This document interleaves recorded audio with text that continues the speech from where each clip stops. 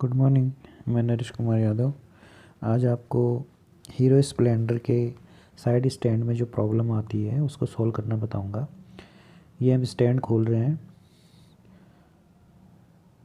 17 number के bolt लगा हुआ है इसमें। पहले स्प्रिंग हटा दी है, नट को ढीला कर लिया है। स्प्रिंग को पेचकस की सहायता से आप इस तरह से थोड़ा सा खींच कर निकाल लें और ये 17 नंबर का नट है, ये हम लूज़ करके एंटी क्लॉकवाइज निकाल लें। ये स्टैंड था, देखिए इसकी जो लास्ट सिरा है, इसका टॉप है वो जो ज़मीन पे टच रहता है मुड़ गया है। इसको हम वेल्डिंग करेंगे, सीधा करेंगे और फिर सपोर्ट के लिए वेल्डिंग कर देंगे। ये हमने इसको सीधा कर दिया और इस पर नीचे से सपोर्ट लगा दिया है, वेल्डिंग कर लिया है। इससे ये मजबूत हो गया है और अब हम इसको वापस इसमें फिट कर देंगे। तो ये स्टैंड वही है जो हमने वेल्ड किया है। इसको सही जगह लगाकर आई होल को मिलाकर 17 नंबर का जो नट है वो हमने इसमें मिला करके कस दिया है। हाथ से 1-2 जोड़ी क्लॉकवाइज घुमाना है। उसके बाद 1-2 जोड़ी हाथ से कसने के बाद में 17 नंबर का रिंग स्पैनर या डी स्पैनर जो भी आपके पास है उससे इसको टाइट कर लीजिए।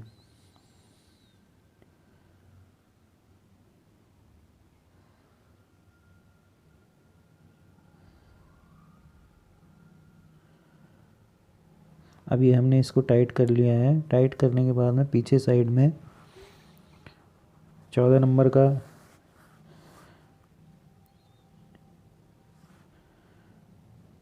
नट लगेगा। ये 17 नंबर का बोल्ट है, इसमें पीछे साइड से 14 नंबर का नट लगेगा, उसे भी हम टाइट कर लेंगे।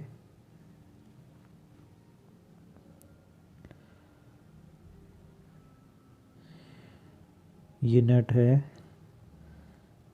इसको हमने लगा दिया है, हाथ से घुमा करके इसको भी टाइट कर लेंगे।